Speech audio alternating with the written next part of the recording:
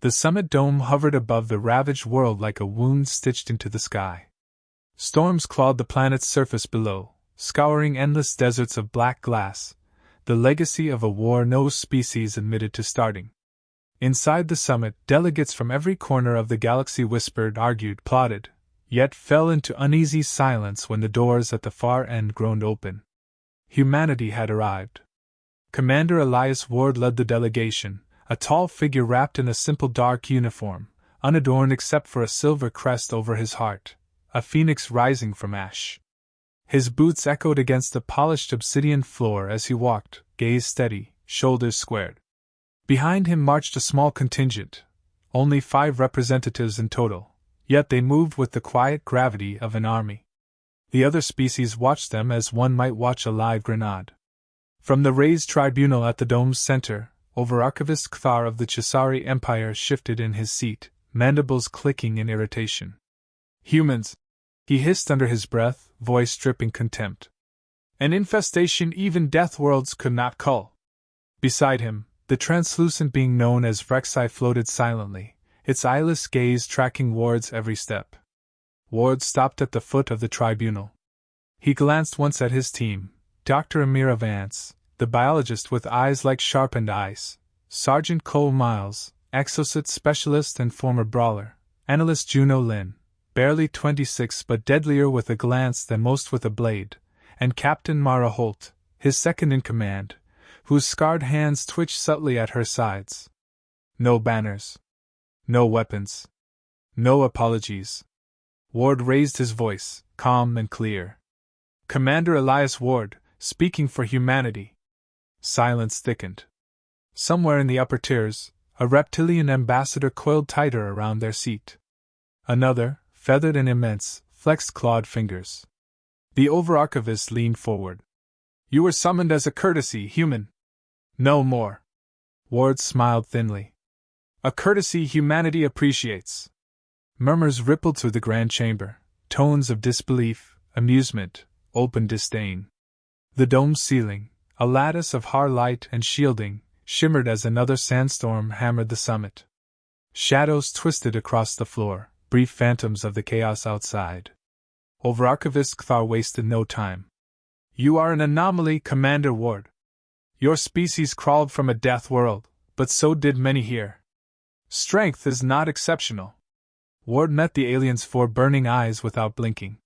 "Survival isn't exceptional. What we do afterward is." More murmuring. Louder this time. Across the chamber, a heavy creature known only as Brannock of the Scar growled low in its throat, the sound like boulders grinding. Kthar tapped a talon against the podium, sharpening his words. "This summit is to determine the next stage of galactic stewardship. You humans have no claim, no stake. Your presence here is tolerated, not honored." Ward's mouth twitched, a ghost of something not quite humor. "You invited us, Over-Archivist. You'll forgive us for assuming you had a reason." At that, a dry rasp of laughter escaped Vrexai. The sound was chilling, like silk sliding over bone. Ward pressed on. "Humanity has a proposal." The tribunal shifted uncomfortably. This was not the script they had prepared.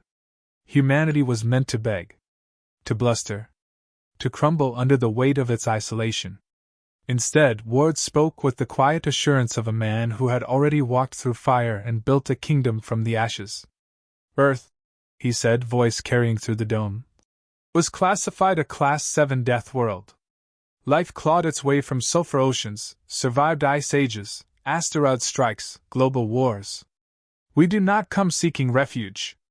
We do not come seeking permission.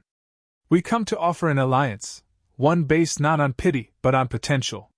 He let the word hang there, potential, like a gauntlet dropped at their feet. Brannock rumbled again, this time with interest. One of the feathered delegates leaned forward. But Kthar sneered. "You seek to join what you do not understand. You mistake survival for supremacy." Ward's smile faded. His eyes, a flint-hard gray, locked onto the Over-Archivist's. "You mistake fear for wisdom," he said softly. A stillness fell over the room, deeper than before. In the far corners, security drones clicked into readiness. Several diplomats unconsciously placed hands near sidearms or defensive fields. It wasn't just arrogance they felt anymore. It was something worse. Doubt. Ward shifted slightly enough that his team mirrored him, a subtle formation change, practiced, unconscious, dangerous. We know what it means to survive, Ward continued. We learned it when the skies fell. When our oceans boiled. When we tore ourselves apart and stitched ourselves back together with nothing but grit and rage. We didn't inherit a peaceful galaxy. We were born of catastrophe, and we endured. Vance spoke then, her voice sharp as a blade. Imagine what we can build if we choose it. Another murmur. Another ripple. Cracks in the certainty of the tribunal. Kthar's mandibles flared wide in fury. Enough. Humanity's arrogance will be its own undoing. Ward tilted his head slightly. Perhaps. He turned then, scanning the gathered delegates, letting the moment stretch. Or perhaps, he said, voice quiet, our presence here is proof that survival isn't enough anymore, for any of you. It's time to evolve. The storm howled outside, as if punctuating his words. Dust and fury battered the summit, but inside, a deeper, invisible storm had begun to brew. Kthar slammed a claw against the tribunal's dais. You have made your case. It will be considered. Ward bowed his head slightly, an old earth gesture, alien in this room yet oddly disarming. He turned, his team following, and walked back toward the exit without another word. As the heavy doors sealed shut behind them, Captain Holt leaned close enough for Ward alone to hear. That went well, she muttered dryly. Ward allowed himself the faintest of smiles. It's not about going well, he said under his breath. It's about making them realize they're already too late. Outside the summit, the Deathworld storm raged on, and somewhere in its swirling chaos, the real battle had just begun. The summit's inner corridors twisted like veins inside a vast stone heart. Ward moved swiftly through them, boots silent against the matte black floors. Holt and the rest followed, tension rising between them like a gathering storm. No words were needed. They all felt it, the glances, the hush that had fallen when they left the dome. Something had shifted. Eyes up, Holt muttered, her hand brushing the concealed shock blade at her hip. Ahead, the passage forked, left toward their assigned quarters, right toward the viewing platforms overlooking the death world below. Ward veered right. You're taking the scenic route? Miles asked, voice low but steady. Ward didn't answer. He needed a moment alone with the truth, the reality they were up against. They stepped onto the platform. No guards, no delegates. Just glass from floor to ceiling, and beyond it, the raging world outside. Black sands whipped against jagged mountains. Lightning forked through sickly yellow clouds. Ward placed a hand against the glass. This is what they're afraid of, he said quietly. Vance frowned. A planet? No, Ward replied. A planet that didn't break us. For a long moment, no one spoke. Then Lynn, her sharp eyes narrowing, said, We won't get another audience. They're consolidating. Ward nodded. We pushed too hard. They'll move against us now. Quietly first. And if that doesn't work? Miles asked. They'll make it loud. Behind them, a soft metallic click echoed. Reflexes kicked in. Holt spun, weapon halfway drawn. Miles dropped into a crouch. Lynn had already slid behind a structural pillar, her hand vanishing beneath her coat. 3 figures approached, cloaked, their insignias blurred, diplomatic immunity granting them freedom of movement. But the way they moved, tight and predatory, said everything. Assassins. Ward stepped away from the glass. Looking for us? He asked mildly. The lead figure spoke, its voice filtered through a mask. Your presence here destabilizes necessary agreements. Ward tilted his head. Necessary for who? In response, the lead assassin raised an emitter, a small, flat disc glowing with lethal energy. No witnesses, the masked figure said. Before the disc could discharge, Holt fired. The shot took the emitter cleanly from the assassin's hand, sending it spinning across the floor in a burst of sparks. Chaos erupted. Miles lunged low, tackling the second figure into the glass wall with a crack that spiderwebbed the surface. Vance ducked under a swipe, driving her knee into the attacker's ribs. Lynn moved like liquid shadow, disarming the third with a twist that broke bone. Ward didn't move at first. He watched, assessing, calculating. The first assassin recovered, producing a blade that shimmered blue with a neurotoxin charge. It lunged for Ward. He sidestepped cleanly, catching the wrist and twisting hard. The assassin dropped to its knees with a muffled grunt.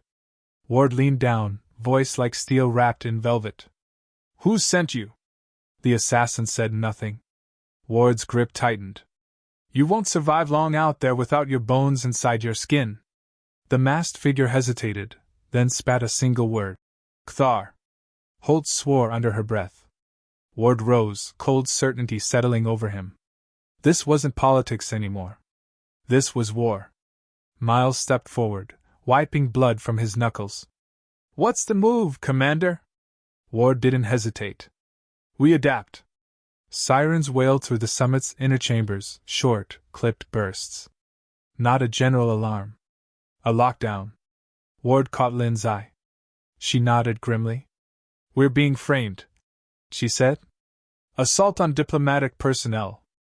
Immediate cause for expulsion. Or execution," Vance added. Ward smiled grimly. "They want us gone.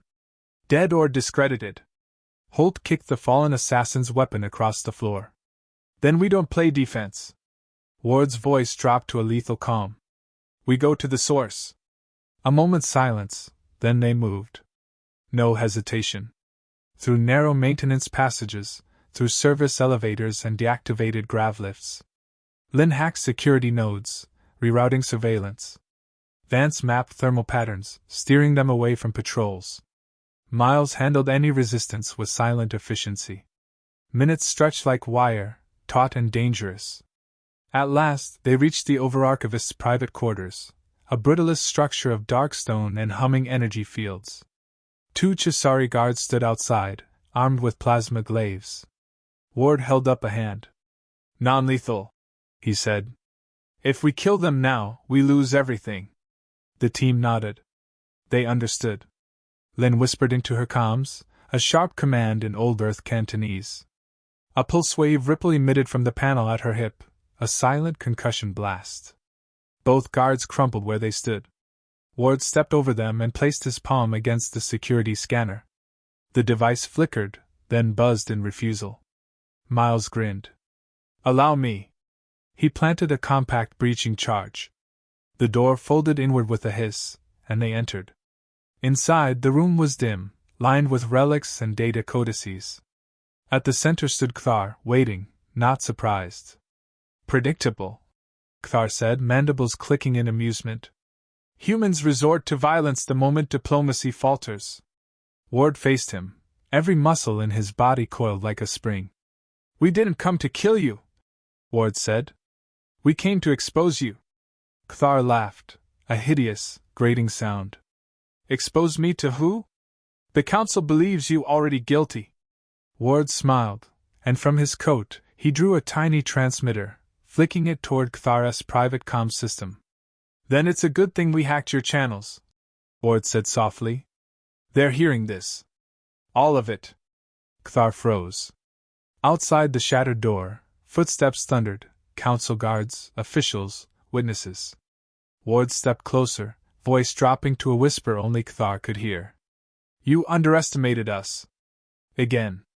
And as the council stormed into the chamber, weapons raised, Ward simply raised his hands in surrender, and smiled. Because the real battle had already been won. The council chamber reeked of exposed secrets.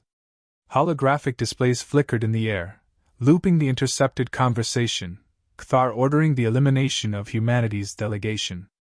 Gasps, denials, outrage crackled from every seat. Even the stoic Vrexai flickered, its translucent form shimmering with agitation. Kthar stood frozen, mandibles twitching, surrounded by the deadly, damning evidence of his own ambition. Commander Ward said nothing. He didn't need to. The room itself was doing the work, the murmuring, the stares, the slow, collective turning of sentiment. The tide was shifting. Then the unexpected happened. Brannock of the Scar rose from his place, towering above all others, his stone-like skin splitting slightly as he flexed massive arms. "I call for immediate censure," Brannock boomed, voice shaking the chamber. "The Over-Archivist has broken Summit law. Blood conspiracies have no place among us." A chorus of voices, some in agreement, others rising in confusion, fear. Power was realigning right in front of them. Ward's jaw tightened.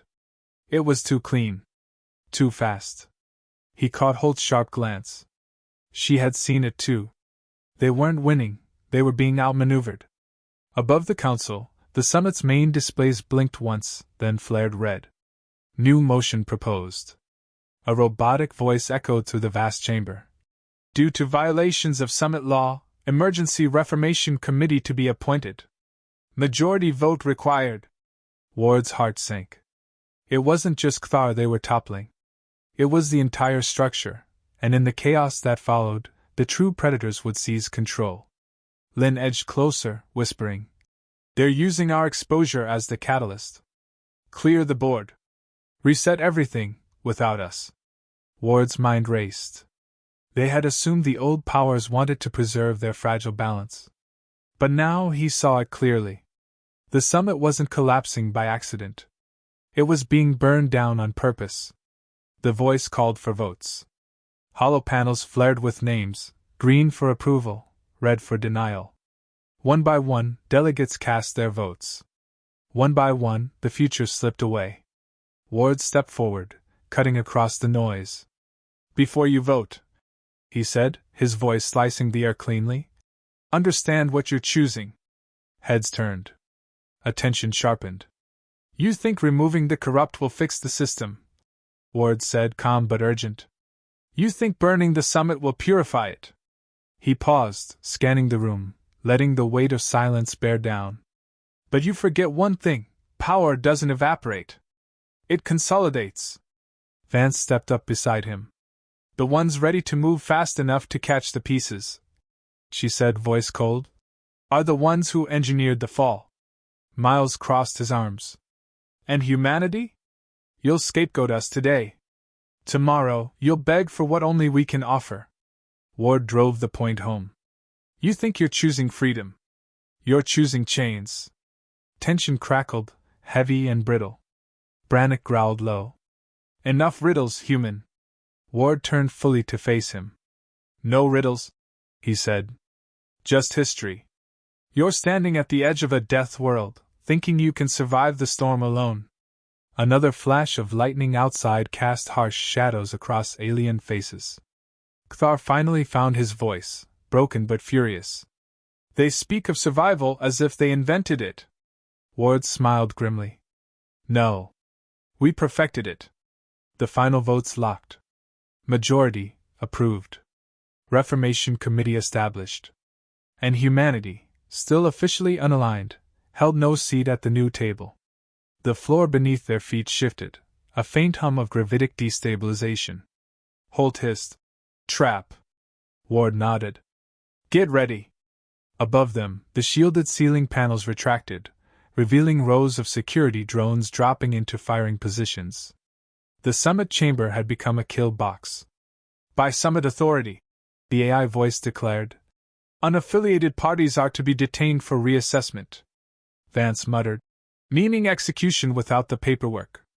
Miles grinned, savage. "Been a while since I broke a summit."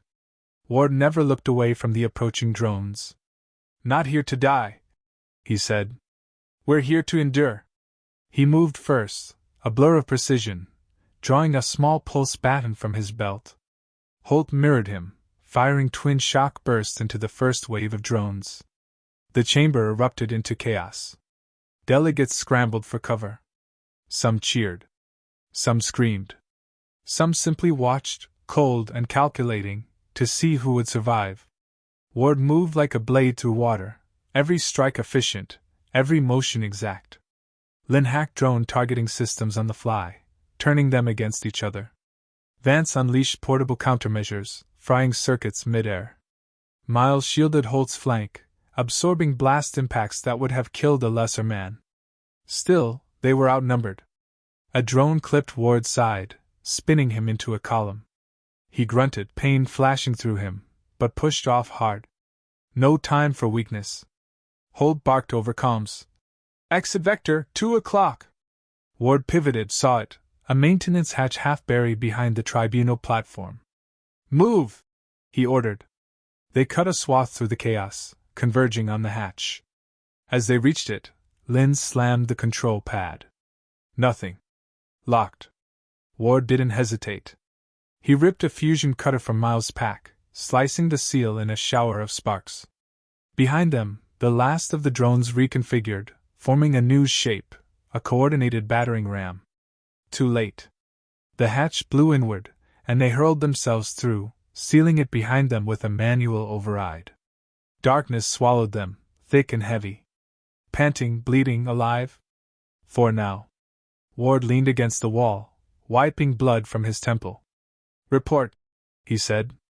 One by one, they confirmed injuries, but nothing fatal. Ward closed his eyes for half a second, feeling the raw throb of adrenaline still pounding in his skull. This wasn't survival anymore. It was war. He straightened.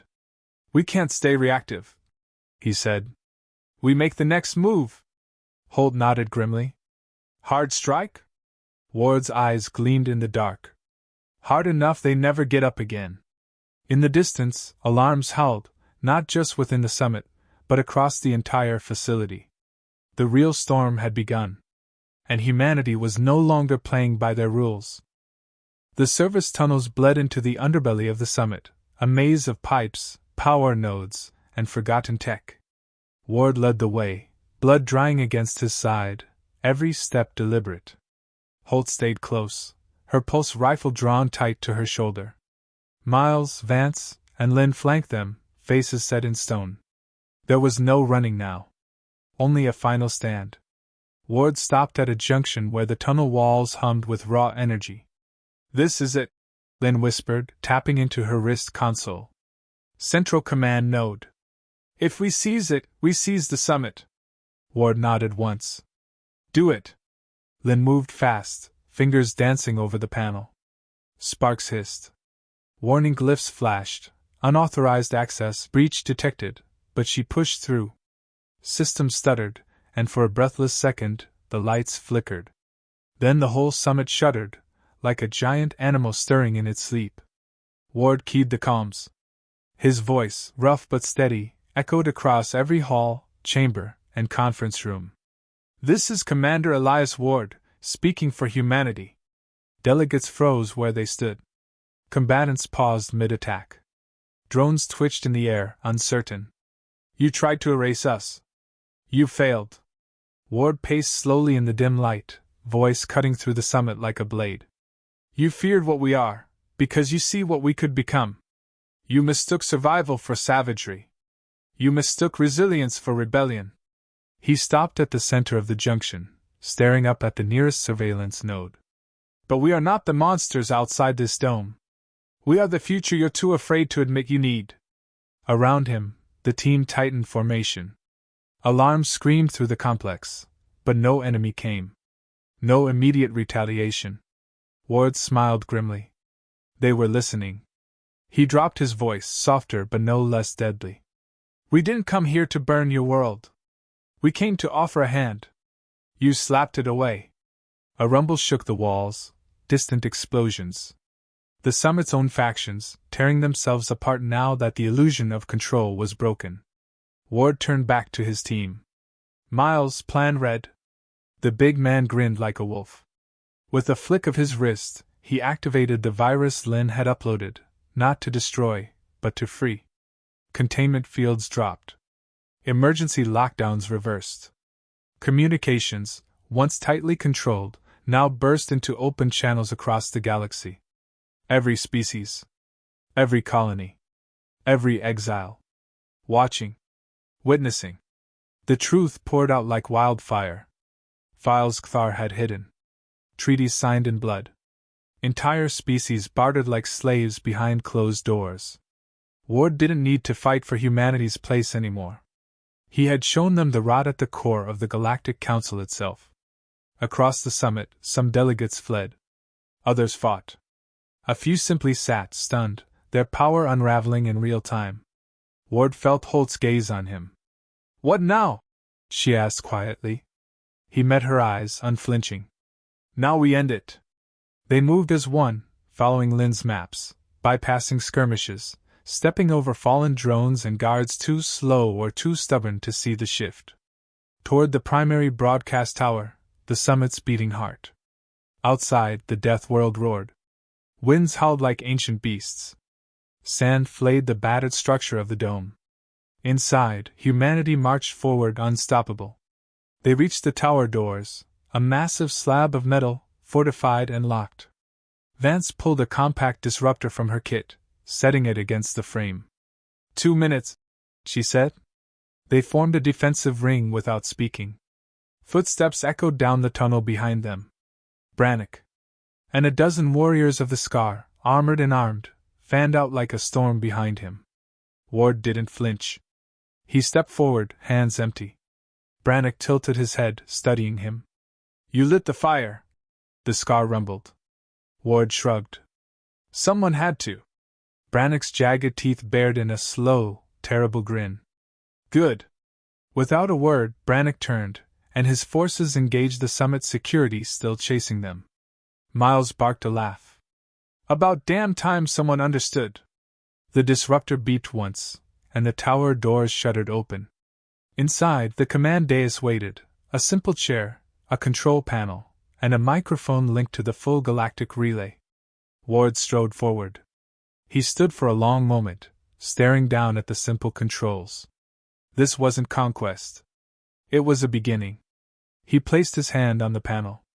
The broadcast blinked live. Millions, perhaps billions, of eyes turned toward him.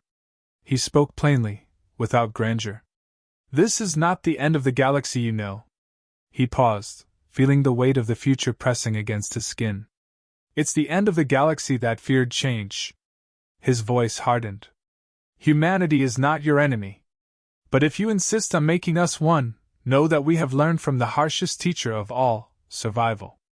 Ward leaned closer to the mic, his final words deliberate. "We endure. We evolve. We overcome. Join us, or be left behind." He cut the transmission. For a beat, the world was silent. Then the death world outside broke the dawn, the first real sunrise in years cutting through the dust, bathing the broken summit in raw, gold light. Ward stepped back from the console. Lynn clapped him on the shoulder, smirking. "Not bad for a bunch of Deathworlders." Miles snorted. "Bet they're rewriting their diplomatic handbooks already." Vance wiped soot from her hands, surveying the horizon. "They'll resist." Holt nodded grimly. "Good. It'll make us stronger." Ward said nothing for a moment. He let the warmth of the new sun settle into his bones. He thought of Earth, not as a cradle, but as a forge. And he smiled. Because this wasn't survival anymore. This was ascendance.